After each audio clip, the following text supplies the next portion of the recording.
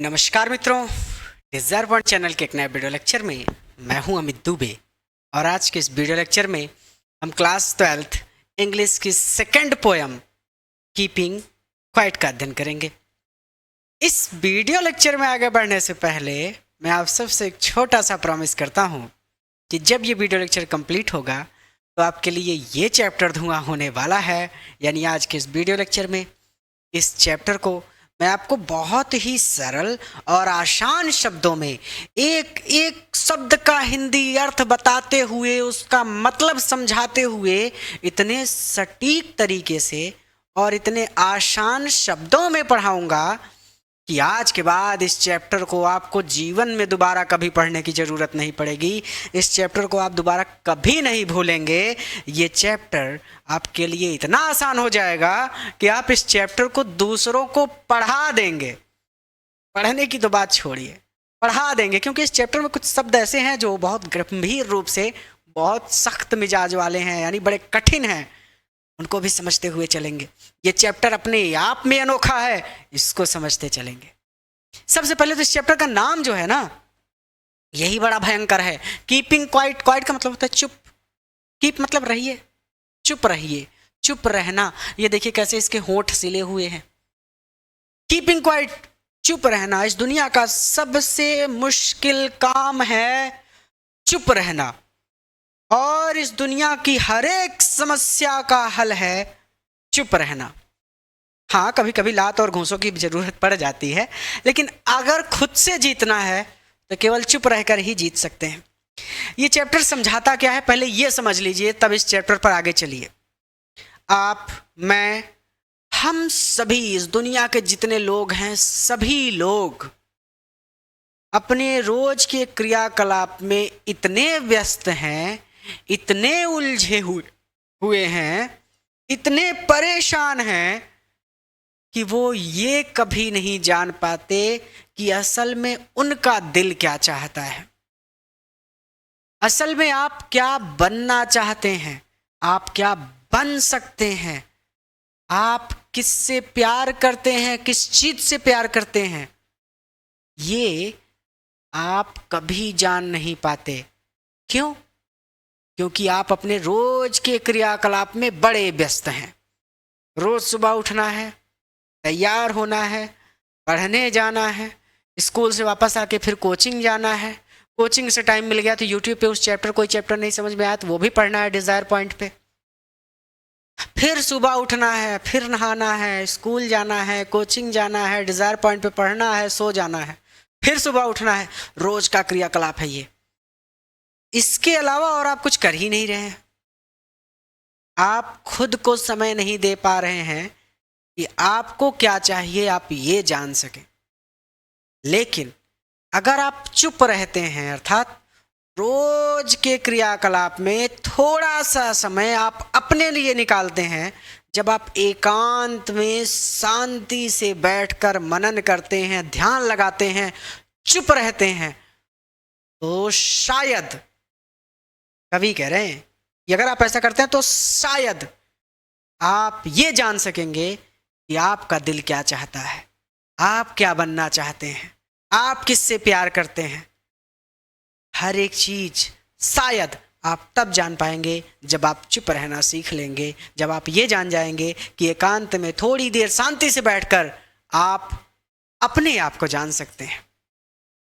ये चैप्टर इसी बारे में है। हर एक व्यक्ति, आपके माता पिता, मैं, आप, आपके मित्र, सभी अपने क्रियाकलाप में इतने व्यस्त हैं कि वो जीवन का उद्देश्य भूल गए हैं, अपने बारे में सोचना ही भूल गए हैं। पिताजी रोज कमाने में बिजी हैं, अपने बारे में नहीं सोच रहे। आप रोज पढ़ने में बिजी हैं कि बोर्ड का एग्जाम है भैया, अपने बारे में नहीं सोच रहे।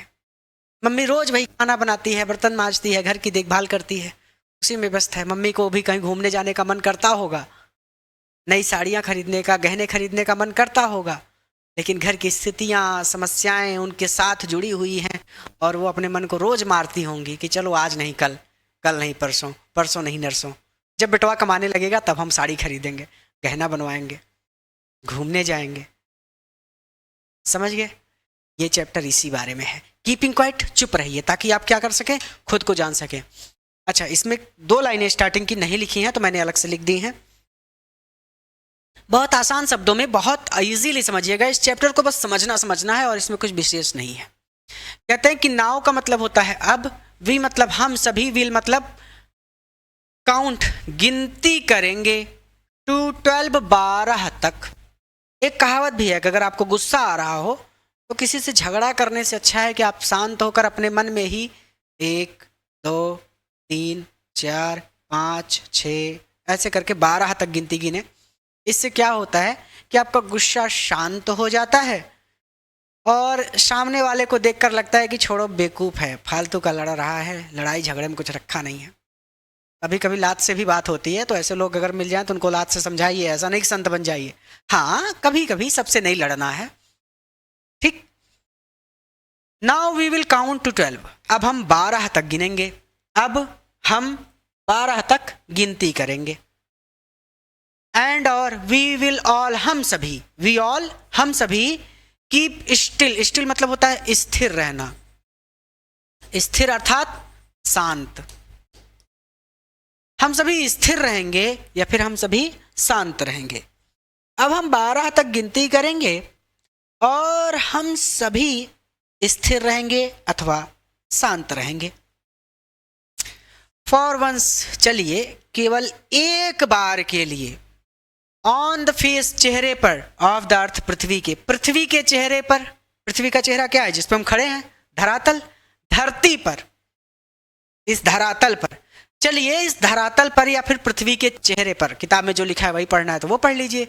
मेरे शब्दों में तो सीधा सीधा बात यही है कि भैया धरती पर, जमीन पर। चलिए जमीन पर केवल एक बार के लिए, लेट्स नॉट स्पीक, स्पीक ही नहीं करते हैं, बोलते ही नहीं हैं, इन एनी लैंग्वेज, किसी भी भाषा में। चलिए किसी भी भाषा में नहीं बोलते हैं, अर्थात जापान वाला भी चुप हो जाए, अमेरिका वाला भी चुप हो जाए, भारत वाला भी चुप हो जाए, दुनिया में जितने लोग हैं और जितनी भाषाएं बोलने वाले लोग हैं, जितने देश हैं, सभी लोग चुप हो जाएं। चलिए केवल एक बार के लिए इस पृथ्वी के चेहरे पर, अर्थात चलिए केवल एक बार के लिए इस धरती पर किसी भी भाषा में नॉट स्पीक करते हैं, किसी भी भाषा में नहीं बोलते हैं। लेट्स स्टॉप, चलिए रुक जाते हैं फॉर 1 सेकेंड, 1 सेकेंड के लिए। चलिए 1 सेकेंड के लिए रुक जाते हैं। एंड और नॉट मूव, नहीं मूव करते हैं, हिलाते डुलाते नहीं हैं। आवर आर्म्स, अपनी भुजाओं को, सो मच, इतना ज़्यादा, और अपनी भुजाओं को इतना ज़्यादा नहीं हिलाते डुलाते हैं। भुजाओं को हिलाने से मतलब है कि भुजाएं हिलती हैं तभी तो काम होता है ना, तो भुजाएं हिलाना ही बंद कर दो, अर्थात कोई भी काम कर रहे हो तो छोड़ दो उसको, बंद कर दो, मत करो, कोई भी काम मत करो। तो किताब की भाषा में चाहे पढ़ना चाहें, चाहे जैसे पढ़ना चाहें, आप इसको ऐसे पढ़ सकते हैं कि केवल एक बार के लिए, चलिए धरती के चेहरे पर किसी भी भाषा में नहीं बोलते हैं। चलिए 1 सेकंड के लिए रुक जाते हैं और अपनी भुजाओं को इतना ज़्यादा नहीं हिलाते डुलाते हैं।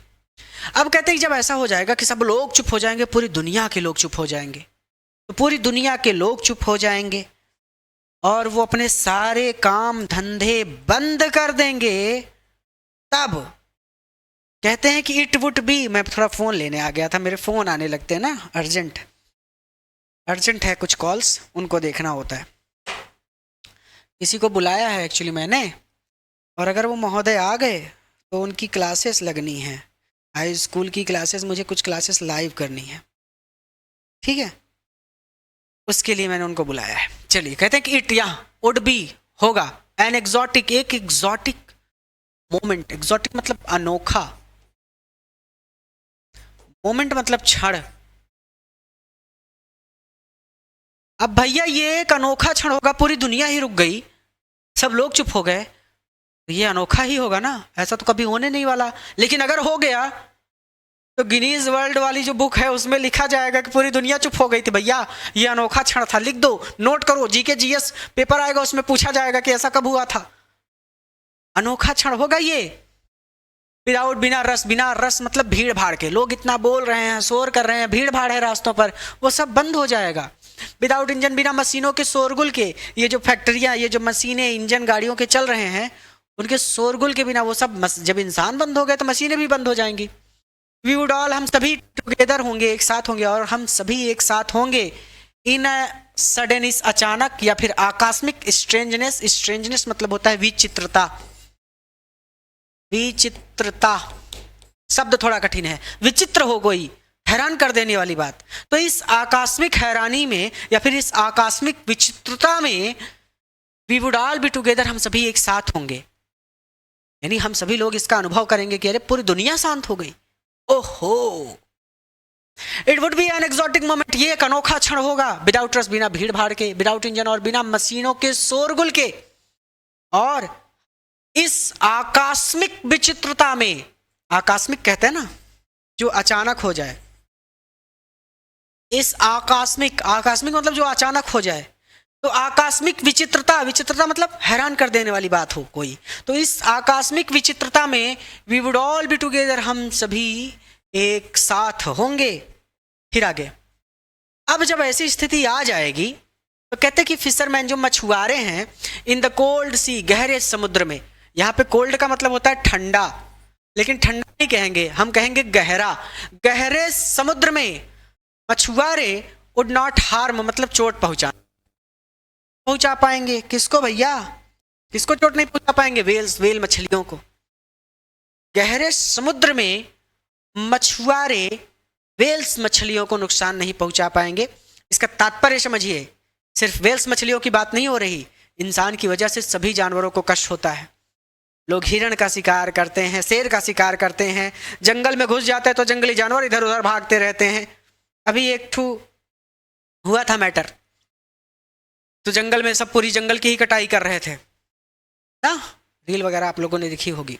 तो कहने का मतलब है कि इंसान की वजह से जितने भी जानवरों को तकलीफ हो रही है वो सभी जानवर सुकून से रहेंगे।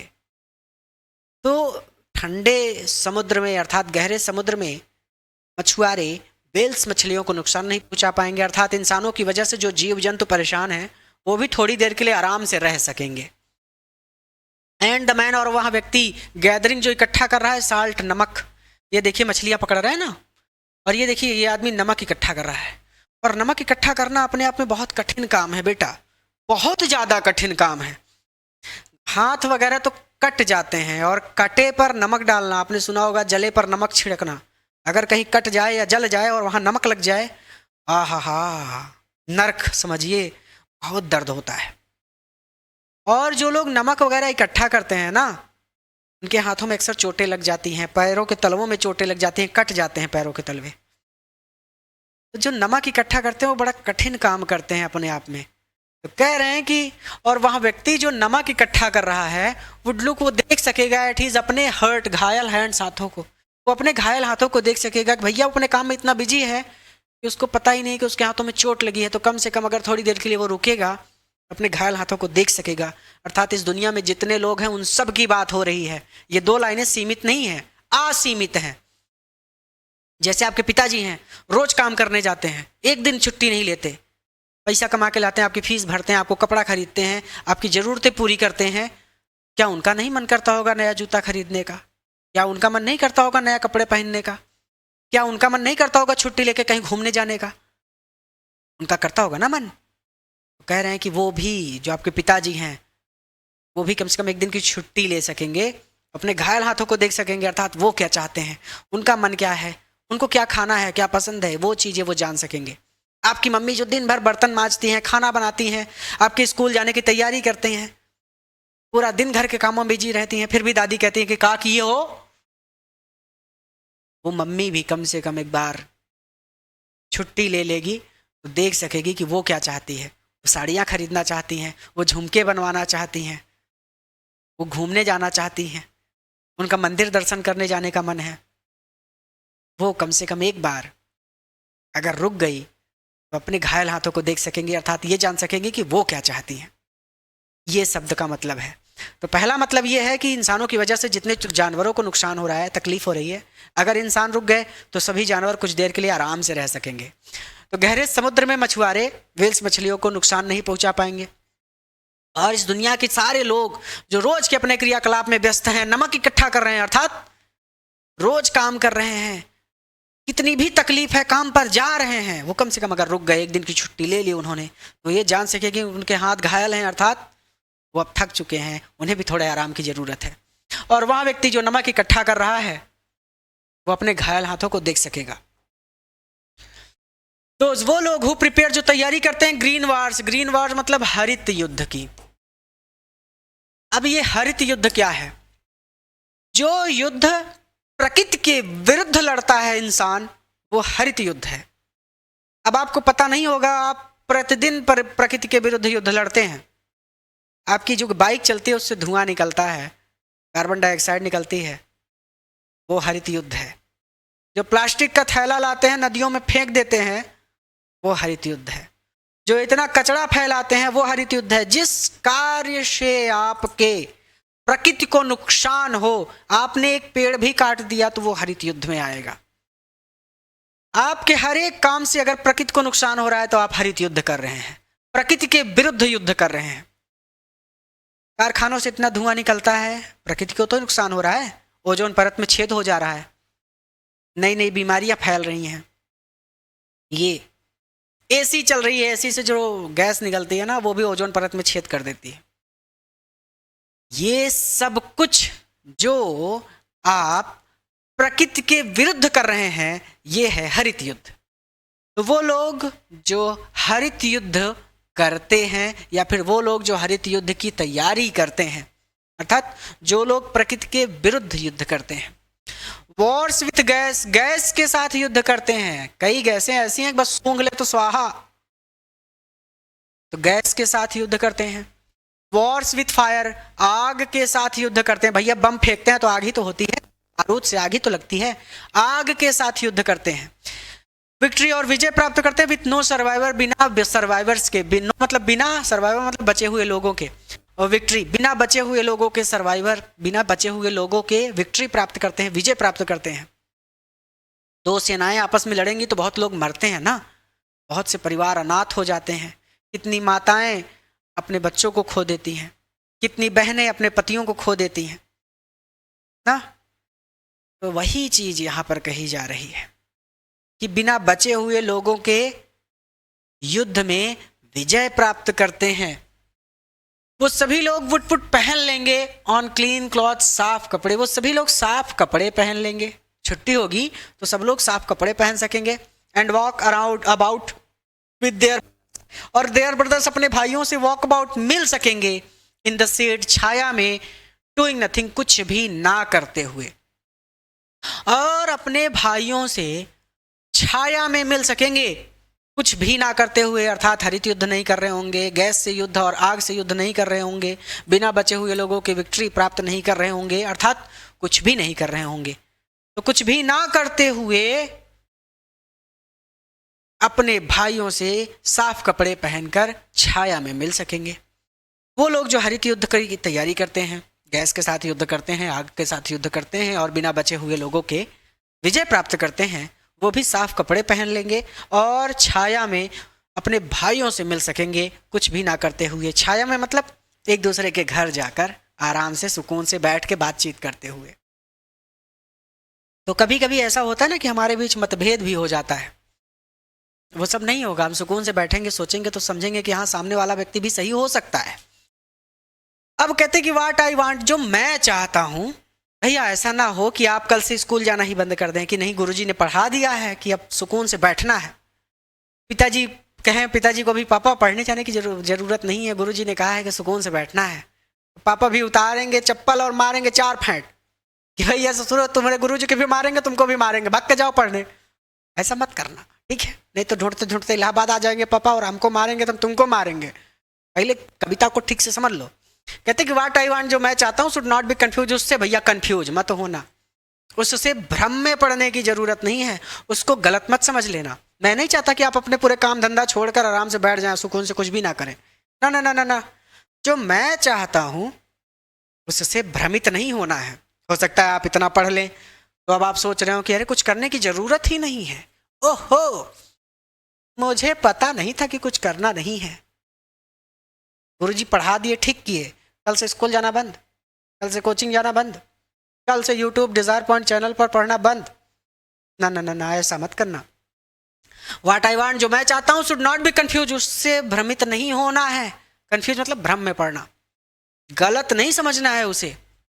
फिर टोटल इनएक्टिविटी, टोटल मतलब संपूर्ण, इनएक्टिविटी मतलब निष्क्रियता। जब आप पूरी तरह से निष्क्रिय हो जाएंगे, पूरी तरह से जब आप शांत हो जाएंगे, निष्क्रिय हो जाएंगे, कुछ भी नहीं करेंगे, विद टोटल इनएक्टिविटी, संपूर्ण निष्क्रियता के साथ, लाइफ इज व्हाट, जीवन क्या है, इट इज अबाउट, यहाँ इसी बारे में है, अर्थात जीवन क्या है, आपके उद्देश्य, जीवन का आपके उद्देश्य क्या है, इट इज अबाउट, तब आप ये जान सकेंगे।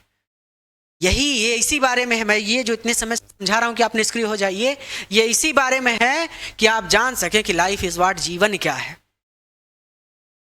What I want should not be confuse, जो मैं चाहता हूं उसे गलत नहीं समझना है, मैं जो कहना चाहता हूं उसे गलत नहीं समझना है, उसे भ्रमित नहीं होना है। जब आप पूरी तरह से निष्क्रिय हो जाएंगे तो जीवन क्या है ये इसी बारे में है, अर्थात आपके जीवन का क्या उद्देश्य है आप जान पाएंगे, आप समझ पाएंगे। ये इसी बारे में है कि आप संपूर्ण निष्क्रिय हो जाएं ताकि आप जान सकें कि आपके जीवन का उद्देश्य क्या है। किताब के शब्दों में पहले पढ़ लीजिए, जो मैं चाहता हूं उससे भ्रमित नहीं होना है। संपूर्ण निष्क्रियता के साथ जीवन क्या है यह इसी बारे में है, अर्थात अब मेरे शब्दों में, जो मैं चाहता हूं उससे भ्रमित नहीं होना है। मैं आपसे जो कहना चाहता हूं उसको गलत नहीं समझना है। जब आप पूरी तरह से निष्क्रिय हो जाएंगे तो आपके जीवन का उद्देश्य क्या है, आप क्या बनना चाहते हैं, आप क्या पाना चाहते हैं, आपके जीवन का क्या उद्देश्य है, यह इसी बारे में है, अर्थात तभी आप जान पाएंगे, तब जब आप पूरी तरह से निष्क्रिय हो जाएंगे। ठीक, इट इज अबाउट, ये इसी बारे में है। क्या किसके बारे में है, ये निष्क्रियता इसी बारे में है कि आप अपने जीवन का उद्देश्य जान सके। आई वांट, मैं नहीं चाहता नो ट्रक, कोई भी लेन देन विद मृत्यु के साथ, मैं मृत्यु के साथ कोई ट्रक नहीं चाहता, मैं मृत्यु के साथ कोई लेन देन नहीं चाहता। ऐसा ना हो कि जब मेरी मृत्यु आए तो मैं सोचूं कि काश यार मैंने ये कर लिया होता, ये कर लिया होता, ये कर लिया होता, ये कर लिया होता। ना, मैं एकांत में बैठूंगा, विचार करूंगा मैं क्या चाहता हूं, मैं क्या बन सकता हूं, मेरी क्या क्षमता है, और तब मैं वो काम करूंगा ताकि जब मेरी मृत्यु आए तो मुझे बड़ी प्रसन्नता हो कि मैंने अपने जीवन को अपने ढंग से जिया है, जो मैं करना चाहता था, जो मैं बनना चाहता था वो मैं बन गया हूं। ऐसा ना हो कि मृत्यु आए तो काश यार मैं डॉक्टर बन गया होता, काश मैं उस दिन स्कूल गया होता, काश मैंने उस दिन कचौड़ी खा ली होती, काश मैंने साइकिल की जगह बाइक पापा से मांगी होती, काश। ना ना ना, ऐसा कुछ नहीं। If we were not so single minded, if we, यदि हम not single minded, single minded मतलब एकाग्र, यदि हम एकाग्र नहीं होंगे, सिंगल माइंडेड मतलब एकाग्र, if we were not so single minded, यदि हम एकाग्र नहीं होंगे अबाउट कीपिंग, करने के लिए आवर लाइफ्स, अपने जीवन को मूविंग, गतिमान, अपने जीवन को कीपिंग मूविंग, गतिमान करने के लिए यदि हम हमारे जीवन को कीपिंग मूविंग, गतिमान करने के लिए सो सिंगल माइंडेड, एकाग्र नहीं होंगे, एंड फॉर वंस, और केवल एक बार के लिए, कुड डू नथिंग, कुछ भी नहीं कर पाएंगे, और एक बार के लिए कुछ भी नहीं कर पाएंगे, अर्थात यदि हम अपने जीवन को गतिमान करने के लिए, अर्थात गतिमान करने का मतलब गति में तो है जीवन, और कितना गतिमान, मतलब सही गतिमान, सही दिशा में गति। गतिमान तो रोज है, रोज समय बीत रहा है, लेकिन सही दिशा में गति, मेहनत आप कितनी भी करें सही दिशा में ना हो उसका फल ही नहीं मिलेगा। 24 घंटे आप पढ़ रहे हैं लेकिन आपको बोर्ड एग्जाम में मैथ, फिजिक्स, केमिस्ट्री पढ़ना है, आप पढ़ रहे हैं जीके, जीएस, वो पूछा ही नहीं जाएगा बोर्ड एग्जाम में, तो आप कहें कि भैया हमने पढ़ाई तो बहुत की थी लेकिन एक भी क्वेश्चन नहीं आया, तो गलत दिशा में गतिमान है ना आप। तो अपने जीवन को सही दिशा में गतिमान करने के लिए अगर हम एकाग्र नहीं होते हैं और एक बार कुछ नहीं कर पाते हैं, अर्थात चाहते हुए भी हम अपने जीवन में कुछ भी नहीं कर पाते हैं, तो पर शायद ह्यूग साइलेंस, एक बड़ी साइलेंस, चुप्पी, एक बड़ी चुप्पी माइट इंटरप्ट, बाधा डाल सकती है दिस सैडनेस, इस दुख में। तो शायद एक बड़ी चुप्पी इस दुख में बाधा डाल सकती है। कौन सा दुख? ऑफ नेवर, जहां हम नेवर कभी भी नहीं अंडरस्टैंडिंग समझ पाते और सिर्फ अपने आप को, जहां हम खुद को कभी समझ ही नहीं पाते। ये दुख है सबसे बड़ा, खुद को ही नहीं जानते कि हम क्या चाहते हैं। एंड ऑफ थ्रेटिंग, और हमको डराया जाता है, आवर सेल्फ मतलब स्वयं को, यानी हम लोगों को थ्रेटिंग, डराया जाता है विद डेथ, मृत्यु से, और हमें मृत्यु से डराया जाता है कि सब बताते हैं भाई एक दिन मर जाओगे, लेकिन जो चाहिए अगर वही नहीं मिला, जिससे प्रेम है अगर वही नहीं मिला, तो वो भी मृत्यु के ही समान है जीवन। जिस पद से प्रेम हो जाए वो ना मिले, बड़ा कष्ट होता है। ऐसे ही सरल शब्दों में समझिए, किसी व्यक्ति से प्रेम हो गया और वो ना मिला तो कष्ट नहीं महाकष्ट होता है। तो भैया जब कष्ट में ही जीवन जीना है तो इससे अच्छा तो मृत्यु है। मृत्यु से डरने की क्या आवश्यकता? हमें डराया जा रहा है मृत्यु से कि मर जाओगे, तो अभी कौन बहुत खुश हैं? ये भी जीवन कौन सा बहुत बढ़िया है, मरने के बराबर है। हम मम्मी के लिए कुछ करना चाहते हैं, पापा के लिए कुछ करना चाहते हैं, कर ही नहीं पा रहे, पैसा ही नहीं जेब में। कौन सा बढ़िया जीवन है? ये भी नर्क है। यानी ये भी जीवन कोई जीवन नहीं है। ऐसा जीवन जीने से अच्छा तो मृत्यु है। कम से कम कोई चीज अगर चाहिए तो ना मिली तो सुकून तो होगा, पड़े रहेंगे ऐसे लेटे, या फूंक देंगे घर वाले, तो कब कुछ चाहिएगा नहीं ना, कुछ चाहिए नहीं होगा। तो ये कहने का मतलब यहाँ पे कह रहे हैं कि अगर किसी चीज से प्रेम है, किसी पद से प्रेम है, किसी व्यक्ति से प्रेम है, कुछ बनना चाहते हो, कुछ करना चाहते हो और कर ही नहीं पा रहे हो, इतने डिस्ट्रैक्टेड हो, इतने उलझे हुए हो कि कर ही नहीं पा रहे हो, तो फिर मृत्यु से डरने की क्या आवश्यकता? तुम अभी मरे हुए हो, रोज कष्ट में हो, तकलीफ में हो, मरे हुए के ही समान हो। मृत्यु से डरने की आवश्यकता नहीं है तुम्हें। तुम्हारी मृत्यु आएगी तो तुम पे एहसान ही कर देगी। ठीक, अब शब्दों को बहुत आराम से जोड़ के समझ लीजिए। जो मैं चाहता हूं उससे भ्रमित नहीं होना है। संपूर्ण निष्क्रियता के साथ आपके जीवन का क्या उद्देश्य है आप ये जान सकेंगे। अब किताब की भाषा में तो ऐसा लिखा है कि जो कुछ भी मैं चाहता हूं उससे भ्रमित नहीं होना है। संपूर्ण निष्क्रियता के साथ जीवन क्या है, ये इसी बारे में है। यानी ये संपूर्ण निष्क्रियता इसी बारे में है। इसके बारे में कि आप खुद को जान सकें।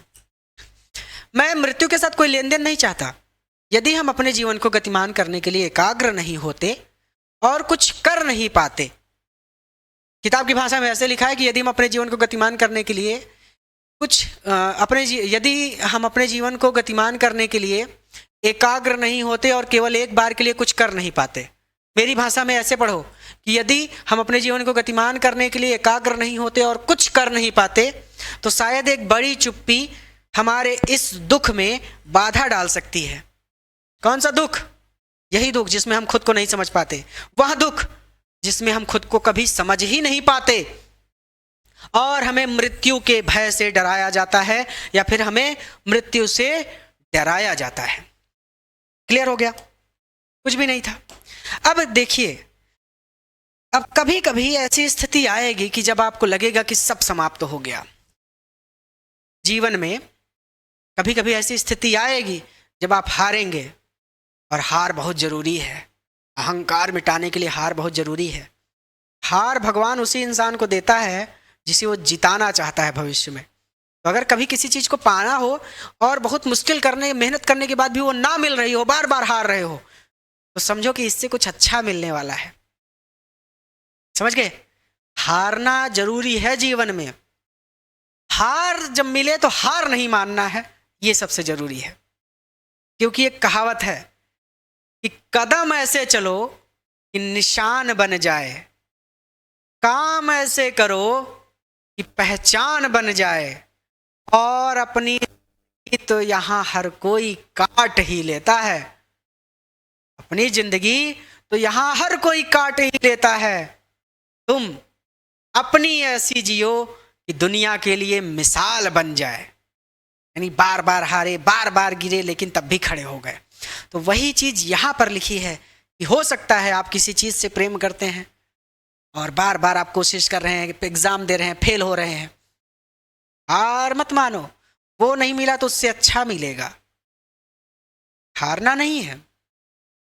कोई पद है, कोई व्यक्ति है, कोई स्थान है जहां पहुंचना चाहते हैं, कोशिश कर रहे हैं, लेकिन हार रहे हैं। हार मत मानना कभी। अगर सही दिशा में मेहनत कर रहे हो, भले गिर रहे हो, लेकिन डटे रहो, लगे रहो।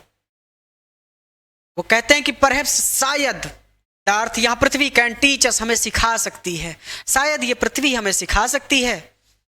एज वेन, क्योंकि एक समय ऐसा आता है जब एवरीथिंग, सब कुछ सीम्स, प्रतीत होती है डेड, मृत। क्योंकि एक समय धरती पर ऐसा भी आता है जब हर एक चीज मृत प्रतीत होती है। पतझड़ का मौसम जब आता है, सभी पेड़ों के पत्ते झड़ जाते हैं, चारों ओर प्रकृति एकदम पीली पड़ जाती है। ऐसा लगता है कि सभी घास, पेड़ पौधे, फूल सब पीले पड़ गए हैं, सूख गए हैं, इन पर एक भी पत्ता नहीं बचता पतझड़ के मौसम में। तो शायद ये पृथ्वी हमें सिखा सकती है, क्योंकि इस पृथ्वी पर एक समय ऐसा आता है जब प्रकृति को देखकर ऐसा लगता है कि हर एक चीज मर चुकी है, हर पेड़ पौधा मर गया है। एंड लेटर, और बाद में प्रूव्स टू बी अलाइव, वो चीज अलाइव सिद्ध हो जाती है। प्रूव्स मतलब सिद्ध होना, अलाइव मतलब जिंदा, और बाद में वो चीज जिंदा साबित हो जाती है। कब? बसंत ऋतु जैसे ही आती है, उन्हीं पेड़ों पर नए पत्ते, नए फूल, नए फल लगते हैं। तो जीवन, ये जो आपका जीवन है, ये पृथ्वी की तरह है। कभी ऐसा समय भी आएगा जब आप हारेंगे, गिरेंगे, लड़खड़ाएंगे और आपको लगेगा कि सब समाप्त हो गया, लेकिन नहीं नहीं नहीं नहीं नहीं, समय का इंतजार करो, मेहनत करते रहो, और जब सही समय आएगा तो आपके जीवन में भी बसंत ऋतु आएगी। शायद यहां पृथ्वी हमें सिखा सकती है, क्योंकि एक समय ऐसा भी आता है जब हर एक चीज मृत प्रतीत होती है, मरी हुई प्रतीत होती है, और बाद में वही चीज जीवित सिद्ध हो जाती है। तो अगर हारते हो किसी चीज को पाने में, तो हार मत मानो, रुको, थोड़ी देर के लिए चुप हो जाओ, एकांत में बैठो, मनन करो, और फिर से नई ऊर्जा के साथ नई कोशिश करो, और आपके जीवन में बसंत ऋतु आएगी। नाउ अब I will count up to 12। अब मैं काउंट करूंगा, गिनती गिनूंगा टू 12, 12 तक। अब मैं 12 तक गिनती गिनूंगा, एंड यू, आप कीप क्वाइट, शांत रहेंगे, एंड आई विल गो, और मैं चला जाऊंगा। अब मैं 12 तक गिनती गिनूंगा और आप सभी शांत रहेंगे और मैं चला जाऊंगा। यहीं पर ये चैप्टर कंप्लीट होता है। लेकिन सबसे जरूरी बात, कंप्लीट नोट्स चाहिए ना आपको, क्वेश्चन आंसर के नोट्स, सेंट्रल आइडिया सब चाहिए ना।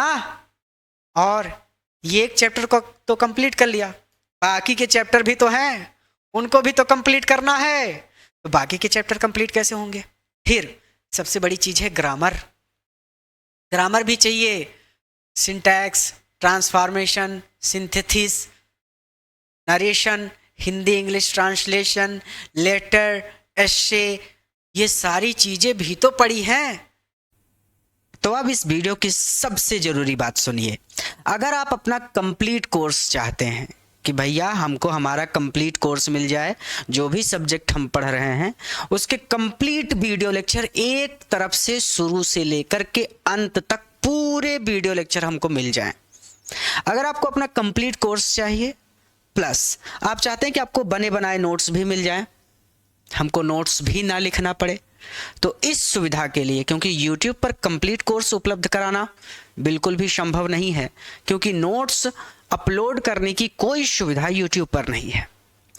अब अगर आपको अपना कंप्लीट कोर्स चाहिए वीडियो लेक्चर प्लस नोट्स के साथ, तो आप हमारा डिजायर पॉइंट ऐप डाउनलोड कर लीजिए। ऐप का लिंक इस वीडियो के डिस्क्रिप्शन में है, उस लिंक पर क्लिक करके आप प्ले स्टोर से ऐप को डाउनलोड कर सकते हैं, या फिर आप प्ले स्टोर पर डिजायर पॉइंट लिख कर सर्च कर सकते हैं। ये चैनल का लोगो है, प्ले स्टोर पर ऐप आ जाएगा। ऐप को आप प्ले स्टोर से डाउनलोड कर सकते हैं। ऐप को अपने फ़ोन में डाउनलोड करने के बाद आपको ऐप पर अपना रजिस्ट्रेशन कर लेना है, यानी अपना नाम, गांव, सारा डिटेल भर के अपना रजिस्ट्रेशन करके अपना अकाउंट बना लेना है।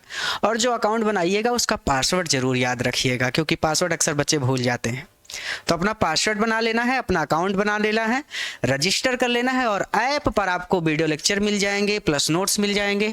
रिकॉर्डेड बैचेस के साथ साथ लाइव बैचेस भी अगर स्टार्ट हो रही होंगी तो वो भी आपको मिल जाएंगी, यानी ऐप पर आपको सारी सुविधा मिल जाएगी।